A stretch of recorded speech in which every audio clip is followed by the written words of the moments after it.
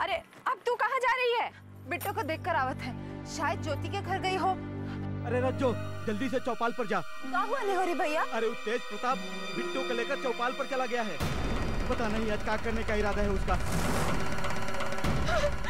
भगवान, अब क्या करें? अब क्या करें? अब क्या होगा? कोई तो बचाओ मेरी बिटिया को, कोई तो बचाओ। रामखोर तेज का इतना हिम्मत, आज वो बचेगा नहीं हमारे हाथ से। लो गांव का लोग, अब निकल के आएगा इसका असली रूप। लगा हर सांस यहाँ पे गिरवी, ये रस्म है कैसी जीने की जुर्म लगे इंसान होना है सजा, ये कैसी जीने की।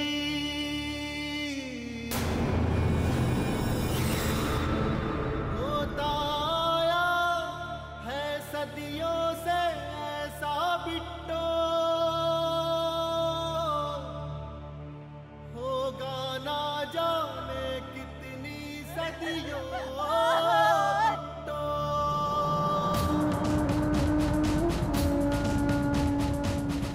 अरे गांव का लोग, आंख नीचे किए काहे खड़े हो? देखो इसका असली रूप।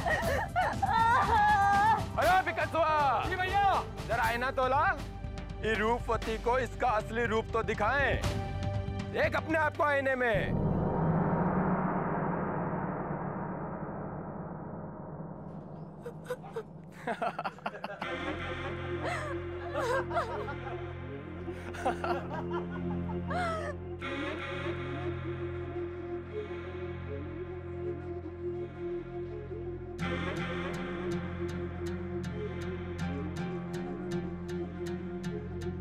चलो भाइयों, हो गया तेज प्रताप सिंह का इंसाफ।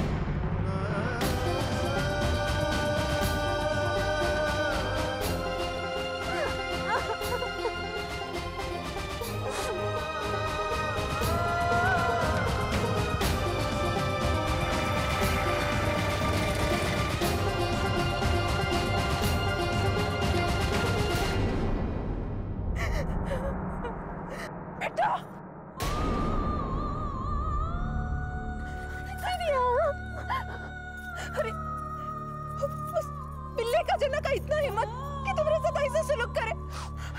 तूने कुछ बोला काहे नहीं उसको? और तुम सब लोग यहाँ खड़े खड़े तमाशा देख रहे हो। अरे तुम सब लोगों की बहू बेटियों के साथ भी ऐसा ही होगा एक दिन, देख लेना। और उस दिन भी नामर्दों की तरह हाथ से चूड़ी पहन के तमाशा देखते रहना। अरे हाथ में मेहंदी लगी है तो घर जाके बैठो ना, यहाँ काहे तमाशा देख रहे हो? ऐसे ही चुप्पी लगा के तुम सब लोग अपने घर का तमाशा देखना, लेकिन हम चुप नहीं रहने वाले। उस ठाकुर की औलाद तेज प्रताप को हम छोड़ेंगे नहीं। दीदिया, तुम तेज प्रताप से कछु नहीं खाओगी, वरना हमरा हमारा मुंह देखोगी दीदिया। कैसन मिट्टी की बनी है रे तू? वो नास पिटा तुर पे इतना जुल्म ढाता है और तुम हमें को रोकती रहती है। वो कहे ना दीदिया, हमरे लिए तुम्हारी जिंदगी किसी भी बेइज्जती से बड़ी है। तुम्हारे लिए अगर हमें जिंदगी भर ऐसे काली पोत के रहना पड़े ना, तो कोनो फर्क नहीं पड़ेगा। और हम छोट जात के लोगों के लिए काली की जिंदगी में लिखा गया है, तो यही सही है, यही सही है दीदिया। हाँ बेटा, इस लड़के ने परेशान करके रख दिया, पूरा खानदान का नाम मिट्टी में मिला दिया। हम जब भी कहते हैं कि उसको रोकिए, तो आप ही उसको बढ़ावा देते हैं ना। तुम कहना क्या चाहती हो कि हमने कहा ये सब करने के लिए? जिसका कल घुटने में होता है ना, उसका कोई कुछ नहीं कर सकता। ये सरेआम जो वो छोटी जात का बेइज्जती कर रहा है, वो अपना खुद का बेइज्जती करा रहा है। तो आप कहे कुछ।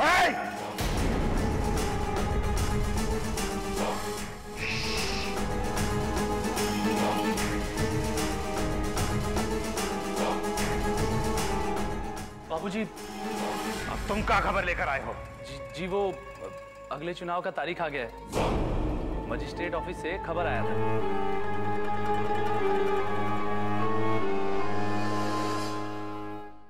पटवारी जी, इलेक्शन से पहला ये मजिस्ट्रेटवा से एक मीटिंग तो फिक्स कर हमरा। जी हम कल ही कुछ सेटिंग करते हैं राम भरोसे। और रुद्र तुम एक काम करो। जी बाबूजी। ये चंपा के क्रियाक्रम पर एक बहुत बड़ा सा भोज का आयोजन करो और चंपा के बाप से कह देना कि भोज का सारा खर्चा हम देंगे। ये भूखे नंगे दक्षिण टोला वाले, वैसे ही ससुरों को कभी पेट भर के खाना नहीं मिलता। चलो, चुनाव से पहले सूर्य प्रताप सिंह का अनाज खाएंगे तो सूर्य प्रताप सिंह को ही प्रधान बनाएंगे। अरे रज्जो बिट्टो, अरे जल्दी भाग के घर जा। क्या हुआ चाचा? तुम्हारी माँ घर में बेहोश पड़ी है।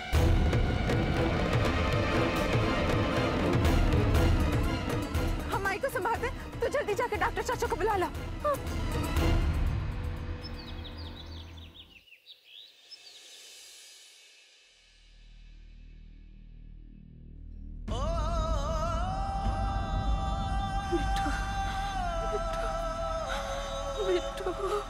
माई, माई बिट्टो यहाँ ही है। देख, देख माई बिट्टो ठीक है।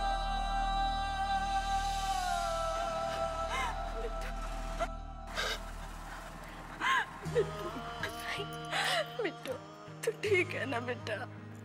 हाँ माई, कुल ठीक है। माई, माई तू आराम कर, जा लेट जा, लेट।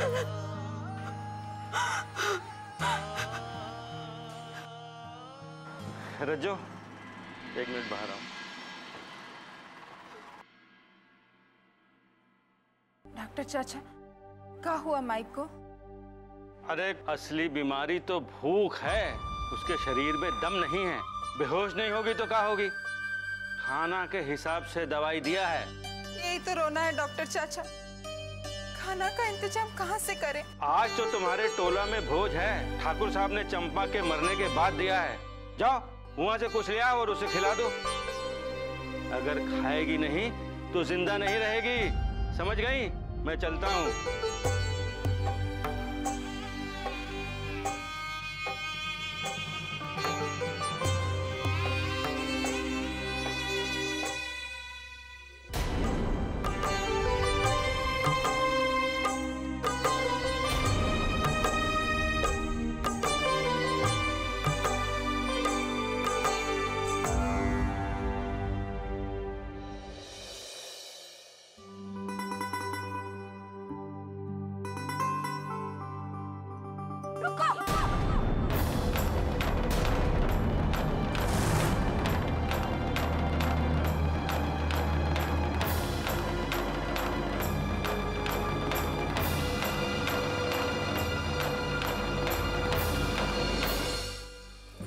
उठो यार,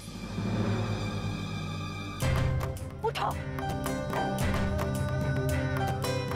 चाची, हमारी बेटी मरने का भोज खाने के वास्ते उसे मरवा दिया था। अब आ गई भोजन ठोसने। चाची, अगर हमें पता होता, हमें पता होता तो क्या होता?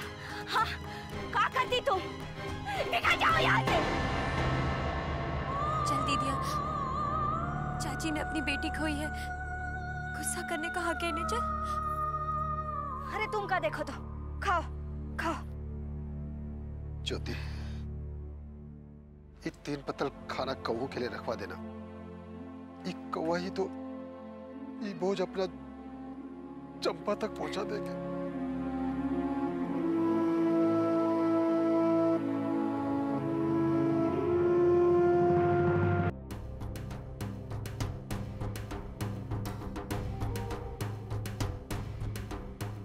दीदिया, हम यहाँ क्या करने आए और काहे चुप रहे हैं?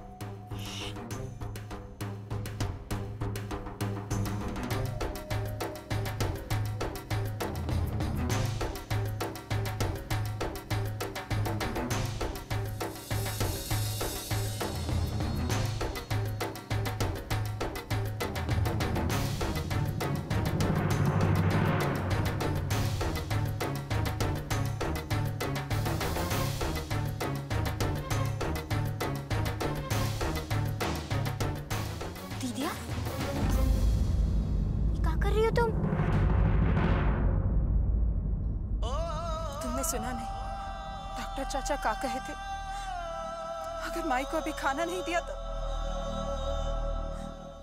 भूख से माई मरे, उससे तो अच्छा है कि हम ये खाना जाके माई को खिला दे। चिंता तो रहेगी ना। और जहां तक बात है कि कौवा ये खाना को चंपा तक पहुंचाएगा, तो चंपा को 3 पतल खाना खाके जितना खुशी होगा ना, उससे ज्यादा खुशी ई बात से होगा कि हमारी माई की जिंदगी उसके हिस्से का खाना खाने से बच जाएगी। दीदी, ये तो मरे हुए लोगों का खाना रखा है,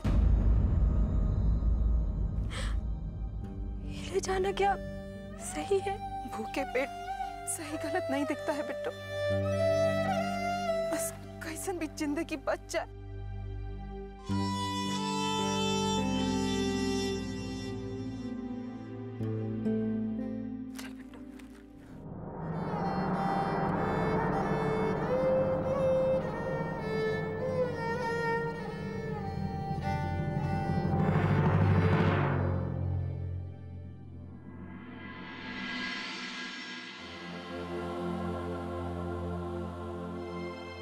कहाँ चली गई थी तू दोनों? ज्योति के घरे गए थे खाना लाने के, लेकिन अरे आज ना ठाकुर साहब भोज का इंतजाम किए हैं, हम लोग भी वहीं खाना खा के आए। और ये देख, तुम्हारे लिए भी लेके आए। चाची को पता चला कि तुम्हारा तबीयत खराब है, तो तुम्हारे लिए खाना भिजवाई दी। दिल की बहुत अच्छी है, लो खा लो। नहीं खाना हमको। काहे? अरे जिसकी बेटी इतना मुसीबत में है, ओकरे मुंह से निवाला जाएगा भला।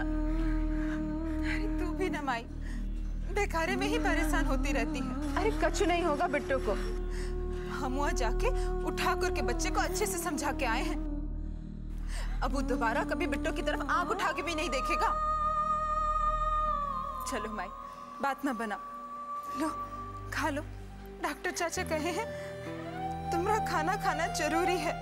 अरे ये खाना खा के जिए से तो मर जाना अच्छा है। ऐसा काहे कह रही हो? तुम्हारे बिना हमारा कौन है? हमें कछु ना होगा, कछु ना होगा भाई। तू खाना खा ले।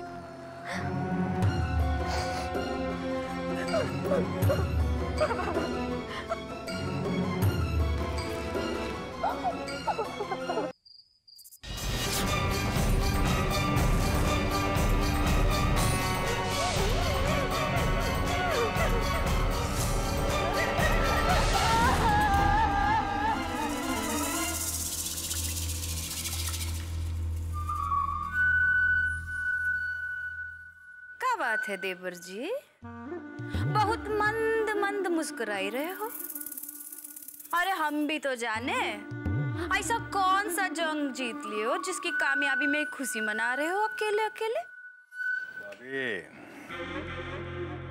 जिसकी वजह से मैं अपने पूरे घर में बेइज्जत होना पड़ा। इस लड़की की खूबसूरती हमारी आंखों में, हमारे दिल में, हमारी आत्मा में कांटे की तरह चुभ रही थी। आज पूरे गांव के सामने हमने उस लड़की के मुंह पे कालिक पोत दिया। पर हम तो सुने थे कि ठाकुर लोग बहुत हिम्मती होते हैं। पर तनिक एक बात तो बताइएगा हम, कि उन लड़की का मुंह पर जो कालिक पोता है ना, वो तो पानी से धुल जाएगा, लेकिन आपके मुंह पर जो कालिक पुता है उसका का? भाभी का नाम से बोले जा रही हैं आप? हाय प्रभु, चिल्लाते का है देवर जी? लगता है हमारी बातें आपके पल्ले नहीं पड़ती हैं। सब लोगन का सामने उस लड़की के मुंह पर कालिक पोत कर सारे गांव में खुद ही ढिंडोरा पीट आए हैं कि वो लड़की का खूबसूरती कितना चुभता है आपको। अरे ऐसे ही बदला लेना था तो खुद ही अपने मुंह पे कालिक पोत के घूम जाते सारा गांव। हाँ भाभी, अपना जबान बंद रखिए। कहीं ऐसा ना हो कि हम रिश्तों की मर्यादा भूल रिश्तों की मर्यादा तुमने रखा कब है?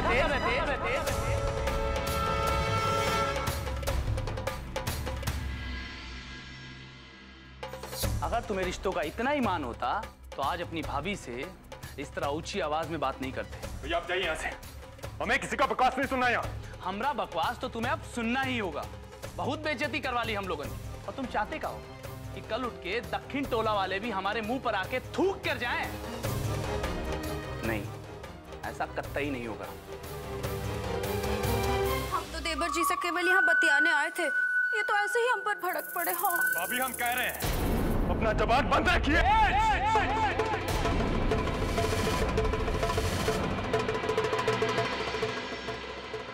ये मत भूलो कि तुम किससे बात कर रहे हो। ये तुम्हारे भाभी है। माफी मांगो। भैया इससे पहले कि हम सच में भूल जाएं कि हम किससे बात कर रहे हैं, आप इनको लेके जाइए यहाँ से। और नहीं गए तो क्या कर लोगे?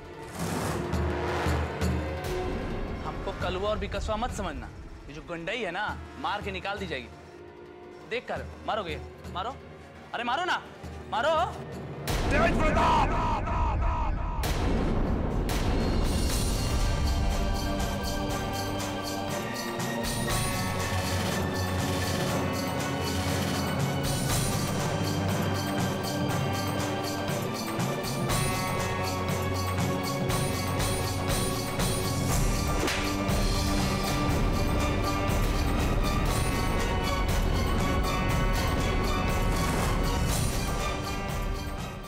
गर्मी चढ़ गया है तुम्हारे दिमाग में? हाँ? 1 मिनट में हिसाब किताब करना बहुत ही आसान होता है।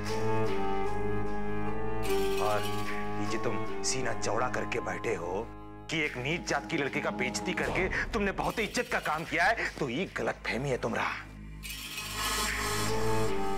अरे अगर दुश्मन को मारना है तो उसे धीरे धीरे मारो। ऐसा जाल फेंको ससुरा पे कि ससुरा जिंदा भी रहे और मरता भी रहे। लेकिन बाबूजी job job job job job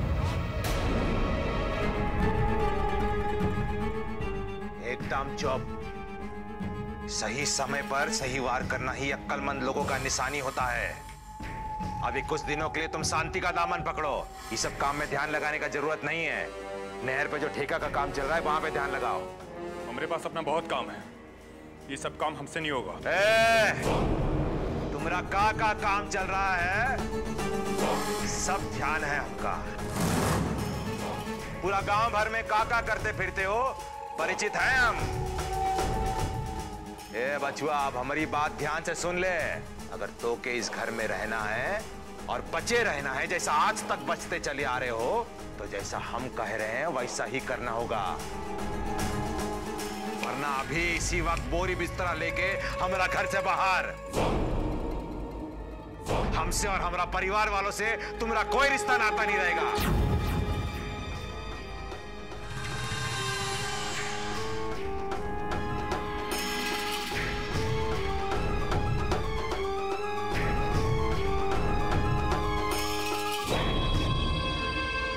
चलिए।